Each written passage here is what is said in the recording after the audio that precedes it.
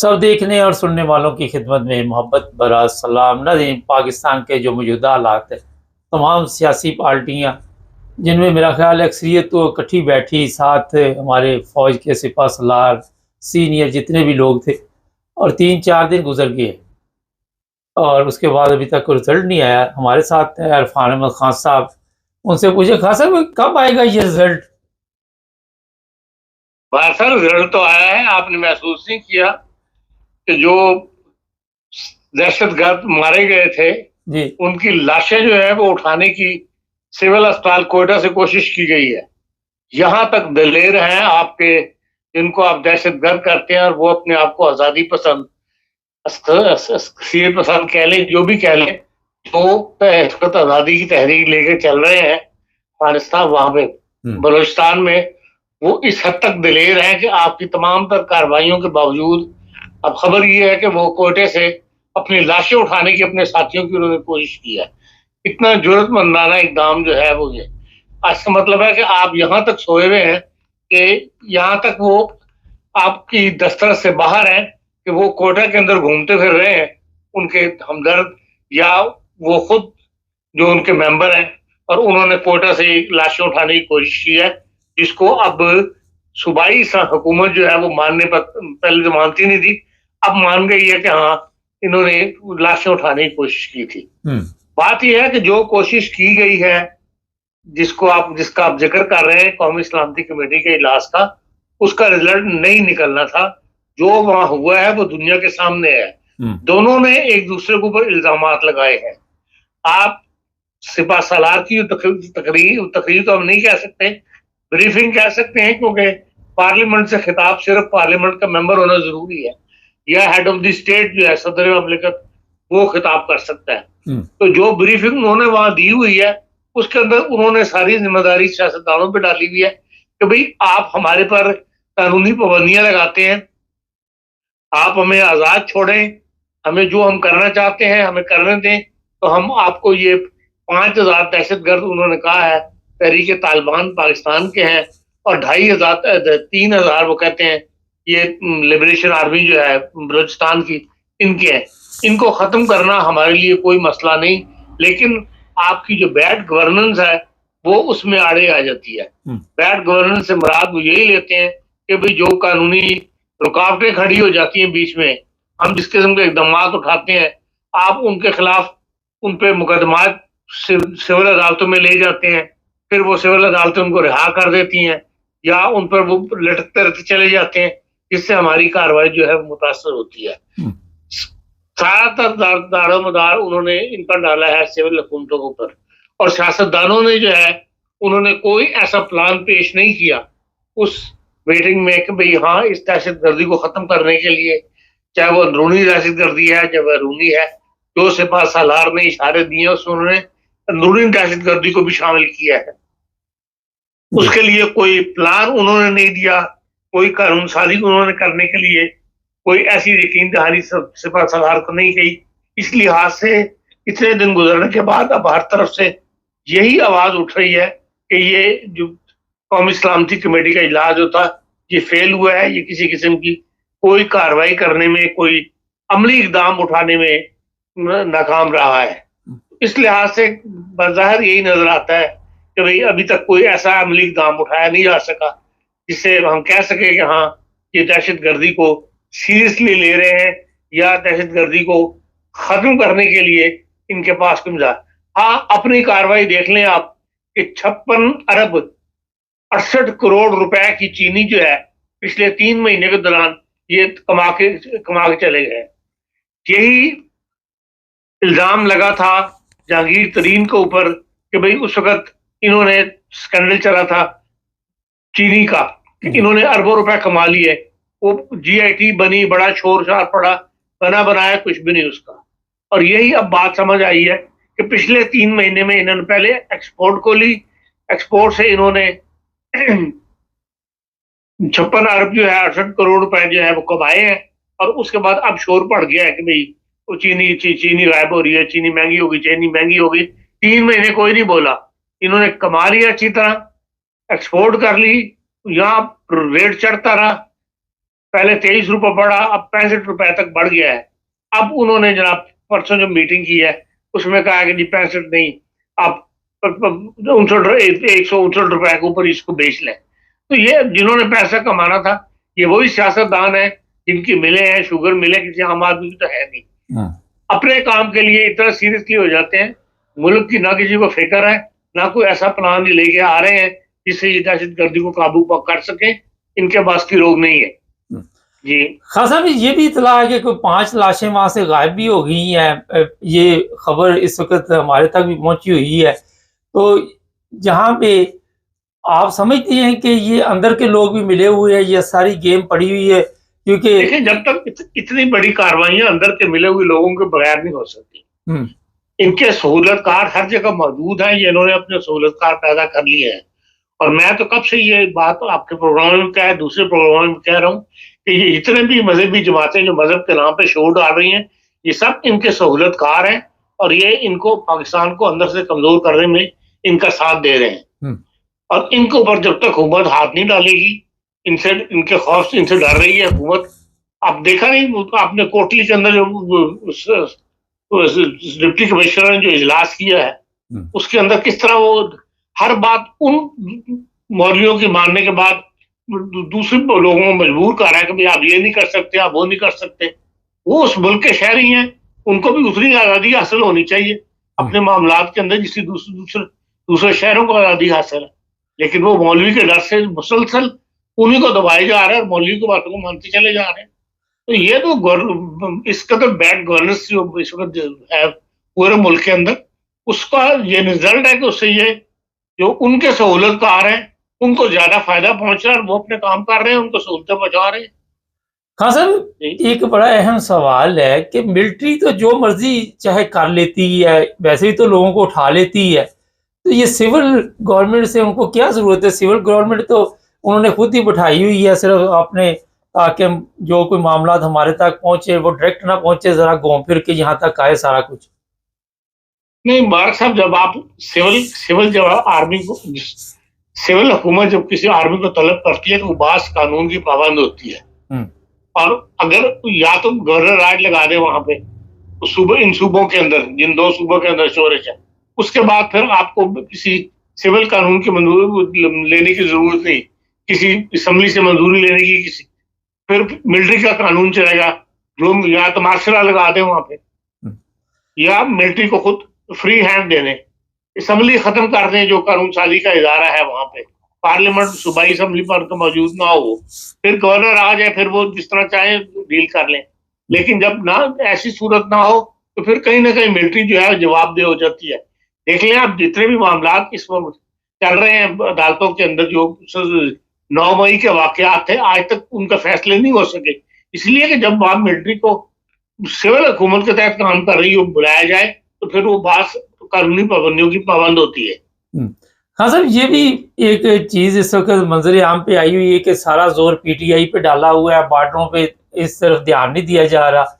आप समझते हैं कि सारी सियासी जमातों का, अस्करी क़यादत का ध्यान इमरान खान पे ऊपर लगा हुआ है? मैं नहीं समझता कि इस तरह कि एक बंदे की फर्द के लिए या एक पार्टी को खत्म करने के लिए इतनी बड़ी आर्मी उस काम पे लगी हुई हो। वो तो चंद बंदों का काम है जिनके जिम्मे लगाया हुआ होगा उन्होंने, बाकी तो आर्मी अलर्ट है। लेकिन हमारी एजेंसियां फेल हो रही हैं इंफॉर्मेशन इकट्ठी करने में।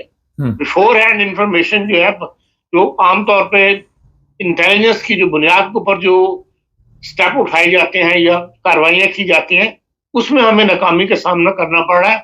और उसकी बड़ी वजह यही है कि उनके सहूलतकार जो हैं वो हमारी इदारों के अंदर जो है वो एजेंसियों के इदारों में भी मौजूद हैं और जो दूसरे इदारे हैं उनके अंदर भी उनके सहूलतकार मौजूद हैं, जिनकी वजह से हमारी इंफॉर्मेशन जो है वो लीक हो जाती है।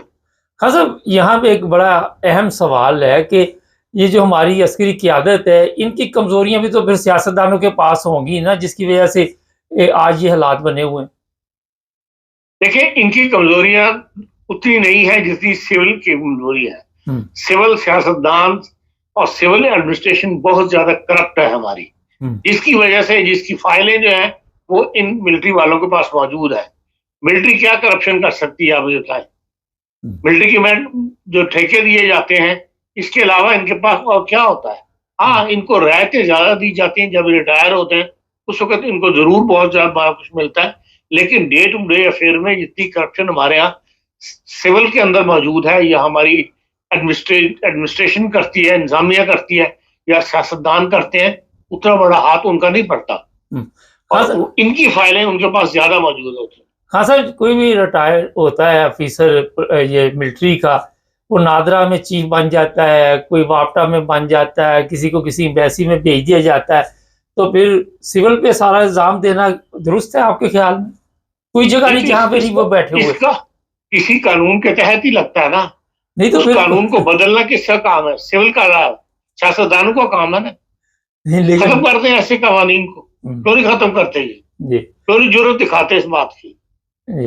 अच्छा खान साहब, उलमा की तरफ थोड़ा आज ये लाहौर और दूसरी जगह पे ये वार्निंग जारी की गई है कि एहतियात करें मसाजिद में जाने में, और जहाँ भी जाएं बाज़ारों में हर जगह पे जो ऑफिसर है, जो बड़े बड़े उलमा है, आपके सामने कत्ल भी हो रहे, तो वो कहते जी हमें ये तहफ़्फ़ुज़ नहीं दे रहे, तो कौन उनको उलमा को बचाएगा? क्योंकि उलमा का होना तो पाकिस्तान में बड़ा ज़रूरी ही है, उसी से मुल्क का जो सिस्टम है फितने फसाद का वो चलता है। उलमा को होना जरूरी नहीं, उलमा का मौजूदगी जो है मुल्क को कमजोर करने और मुल्क के अंदर फसाद बर्पा करने की एक अलामत बन चुकी हुई है। और इसलिए अगर उलमा को महफूज करने के लिए भी ऐलान करने पड़ रहे हैं, इसका मतलब है कोई ना कोई ऐसी ताकत पाकिस्तान को कमजोर करने के लिए बाहर से वजूद में आई है, जो सिविल सोसाइटी को आपस में लड़ाना चाहती है। तो ये चाहती है कि भैया सिविल वार हो, आपस में शहरी एक दूसरे को गले काटें, ये लड़े, और उसके बाद पाकिस्तान को जो है मजीद कमजोर किया जाए, या उनकी जो कार्रवाई है उसको राह में उसके रास्ते आसान हो जाए, उसके रास्ते में जो रुकावटें हैं वो दूर हो जाए। ये एक खतरनाक अलामत है। इसके लिए या तो जो सिविल कानून है उसको फेल करना चाहती है कोई ना कोई ताकत, और मुल्क में दोबारा मार्शल के हवाले करना चाहते हैं। ऐन इम्कान है, मुमकिन है कि ये बात हो जो सिपा सलार ने इतनी बड़ी बात कर दी है कि भाई आप गुड गवर्नेंस करें, आपकी गवर्नेंस की निशानदेही है उन्होंने की है। इसका मतलब है कि वो वहाँ ये सोच मौजूद है कि सिविल हमारे सियासतदान जो है वो हुकूमत करने में नाकाम हो रहे हैं या नाकाम हो चुके हैं। वरना इतने बड़े पार्लियामेंट के फ्लोर में इतनी बड़ी बात कहनी कोई छोटा बड़ा मसला नहीं। एक वाज़ेह किस्म का पैगाम है सियासतदानों के लिए कि आप नाकाम हो चुके हैं। ऐन मुमकिन है कि ये कार्रवाई किसी ऐसे ही कदम के लिए उठाई जा रही हो। हाँ साहब, एक जो सबसे बड़ा इशू आपने तो सिर्फ कोटली का जिक्र किया, मगर एक दहशत गर्दी की फजा वहाँ पे कायम है। मुख्तलिफ शहरों से कभी किसी को इस्तेमाल किया जाता है, वो बयानात दे रहा है, कभी किसी को इस्तेमाल किया जाता है मजहबी नफरत फैलाने के लिए। आज भी जुमा है, आज भी कोई ना कोई चंद चढ़ेगा मुझे लग रहा है। तो आप क्या समझते हैं कि सिपा सलार को या दूसरे लोगों को ये नजर नहीं आ रहा? वो तो पूरा काफिला लेके वहां उम्रे पे पहुंचे हुए दुआएं करने के लिए। देखें, इशारतन मैंने पहले भी ये बात कही है कि ये पहले भी बाद में ये बातें बाहर निकलती हैं कि जितने भी तहरीकें चली हैं हमारे जमात के खिलाफ, उसमें कोई ना कोई अंसर ऐसे इस्टेब्लिशमेंट का भी रहा है। और अब भी ये मतलब बई से इम्कान नहीं है कि कोई ना कोई सेक्टर जो है वो इस कार्रवाई के अंदर कार्रवाई डालने के लिए हमें इस्तेमाल कर रहा हो, या हमारे खिलाफ लोगों को उभार के एक बदमनी की फिजा पैदा कर रहा हो। नहीं तो खासा भी अगर यही हालात रहे, लोगों को जेलों में डाला जाएगा। एक साहब की मैं कल तकरीर सुन रहा था, वो कहता जी सरगोदे में 35 जगह है अहमदियों की, मैं खुल के बता देता हूँ, वहाँ पे हम सबको बंद जब तक नहीं करेंगे हम आराम से नहीं बैठेंगे। और वो कर रहे हैं, ये भी मैं बता दूंगा आपको, उन्होंने इसमें कोई कसर भी नहीं छोड़ी हुई, और इसमें इंतज़ामिया जो है वो मुलव्वस है। तो आपका क्या ख्याल है कि आने वाले दिनों में मजीद हालात खराब होंगे? अगर ये किसी के हुक्म पे हो रहे हैं तो यकीनन मजीद हालात खराब होने का इम्कान है। और जब वो हुक्म वापस ले लिया जाएगा तो यही लोग जो है आराम अमन से बैठ जाएंगे। नहीं तो अगर ये फर्ज करे अपने मकसद में कामयाब हो जाते तो फिर आराम से बैठ जाएंगे, या फिर और नया कोई काम निकल आएगा? मैंने कहा जिसके हुक्म पे ये सब कुछ हो रहा है, जो जो उसका हुक्म होता रहेगा वो ये लोग उनके हुक्म पर इस्तेमाल होते रहेंगे। अच्छा, यहाँ पे एक आजकल बड़ा सोशल मीडिया पे भी खबर चल रही है, मैंने भी इस पे खान साहब से सवाल किया था कि जिस तरह डिप्लोमेट पासपोर्ट दिए गए, खान साहब ये बताइए कि जिस तरह ये चीज़ें बगैर सियासतदानों को तो नहीं की जाती ना, तो इस तरह अपने मकासद के लिए फ़ौज के जो सिपह सलार है या उनकी फैमिली को निशाना बनाया जाता है, आजकल उनको निशाना बनाया जा रहा है, तो क्या वजह है कि क्या ज़रूरत थी इस तरह के कामों में पड़ने की, हमारे जो अस्करी क़यादत के सरबराह हैं? आप खुल के बात करें, सवाल आपका क्या है जी? मैं ये कहना चाहता हूँ कि पासपोर्ट वाली बात कहना चाहते हैं? जी? सिर्फ पासपोर्ट वाली बात नहीं, कहना पासपोर्ट नहीं, और भी मामलात है ना। देखिए ना, अभी उम्रे पे ये भी इतला है कि पहले शहबाज शरीफ गया, पीछे ये चीफ ऑफ आर्मी स्टाफ भी चला गया। तो ये क्या मसला क्या है इसका कि लोग इससे मुतमिन नहीं है, वो कहते हैं जनाब ये क्या हो रहा? देखिए, जो सऊदी अरब के अंदर, सऊदी अरब जो है ना, उसके साथ ये मसला है कि हमारे सिपा सलार की बात ज्यादा सुनता है। इसलिए जितने भी मामलात हैं, जब भी बिगाड़ पैदा हुआ है, उसमें सिपा सलार की बात सुनी गई है। अब भी आप देख लें, राहील शरीफ साहब रिटायर हुए हैं, एकदम उनको वहां की इत्तेहादी फौज का सरबराह बना दिया गया सऊदी अरब के अंदर। एक हमेशा से तासुर रहा है, इसलिए जो बात मनवानी हो, अंदरूनी दौरे का मकसद क्या है, ये तो आम आदमी को पता नहीं लगता ना। ये तो हुकूमतों को पता होता है जिन्होंने किस गरज के लिए ये हो गए हैं। वजह है तो ये ऐलान ही आया कि 2 अरब रुपए का तेल लिया, फिर मांग लिया पाकिस्तान ने, उसको राइट मांग लिया। लेकिन असल कहानी कुछ और भी होती है। जो सिक्योरिटी के मामलात होते हैं, उसके लिए उनको बाहर आर्मी चीफ की साथ जरूरत होती है, क्योंकि इनकी बात को ऊपर एतबार कोई नहीं करता। हमारे सियासतदानों की माहौल ऐसा बन गया है इंटरनेशनली कि हमारे सियासतदानों की बात पे कोई एतबार नहीं करती हुकूमत, और हर हुकूमत ये समझती है कि असल इख्तियार आर्मी के पास है, इसलिए वो आर्मी के मुंह से सुनना चाहते हैं, जो वो बात करवाना चाहते हैं, जो कहना चाहते हैं जी। इसलिए आर्मी चीफ को साथ रखना एक मजबूरी बन गया हुआ है। अच्छा, यहाँ पे एक सवाल है खासा, जिस बंदे ने ये पोस्ट निकाली उनको उठा लिया गया, ये पासपोर्ट जो डिप्लोमेट है, लेकिन इतने दहशतगर्द है, इतने हमले हो रहे हैं वहां पे, तो अभी तक पहुंच ही गई, लेकिन ऐसे लोगों को फौरन उठा लिया जाता है। लेकिन इस किस्म की खबरें जो है, जो बात बंदा बाहर निकालता है, वो जाहिर है एक फर्दी है ना, जिससे ये बात बाहर निकाली होगी, उसको उठाना आसान है। और जो पूरी ऑर्गेनाइजेशन के तौर पर लोग काम कर रहे होते हैं या तहरीकें बनी हुई होती हैं, उनको ऊपर हाथ डालना इतना आसान नहीं होता। उनको ऊपर एक ज़ाहिर मुकाबले वाली कैफियत पैदा हो जाती है। बाकी ये छोटी मोटी बातें इन डिप्लोमेट्स पासपोर्ट को ट्रैवल कर दिया, वो इतना बड़ा मसला नहीं है कि उसको ऊपर सीरियसली बंदे को लेकर उसको अंदर कर दिया जाए। हर दुनिया के अंदर ऐसे होते रहते कि ऐसे छोटे मोटे वाकयात होते रहते हैं। अगर आपको पासपोर्ट आपने इस्तेमाल कर लिया, आपका काम हो गया, वो मुश्किल पासपोर्ट तो नहीं होता जिस वजह से ले लिया था, उसके बाद वापस कर दिया होगा। अगर उस बंदे को खिलाफ कार्रवाई की जाती है, तो ये उस बंदे के साथ ज्यादती की जा रही है। बहुत शुक्रिया खान साहब। नाज़रीन, हमारे जो अस्करी क़यादत के जो भी सरबराह आते हैं, उनको ऐसे लोग, ये जो हमारे सियासतदान हैं, मैं थोड़ा सा पहले बताऊं, ऐसे लोगों को ऊपर लेके आते हैं जो कमज़ोर होते हैं, जिनमें वो क्वालिटी नहीं होती, और उनकी फिर जो दूसरी कमज़ोरियाँ, वो सियासतदान क्योंकि बड़े शातिर हैं हमारे, उनकी वो कमज़ोरियाँ जो हैं वो अपने काबू में करते हैं, उनको सहूलत देते हैं। क्योंकि अक्सर ऐसा आपने देखा कि सासे कमतरी का शिकार सिपह सलार जो है वो लगाया जाता है।